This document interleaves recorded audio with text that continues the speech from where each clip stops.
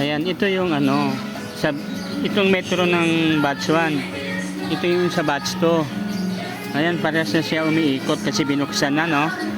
Ngayon, meron tayong gate valve dito. Kaya lang, itong batch 2, dito nakakonekta sa batch 1. So, yung pinaka main valve, ito. So, pag pinatay ito, lahat tayo, batch 1 at saka batch 2, mapapares tayo walang tubig kapag pinatay ito. Ngayon ang nangyari, dapat yung batch 1 lagyan natin ng ganito. Dito natin ilalagay dito sa kanila, no? Para pag nagka-problema yung batch 2, papatayin lang natin dito ito pag nagka-problema yung sa atin. So hindi sila maapektuhan.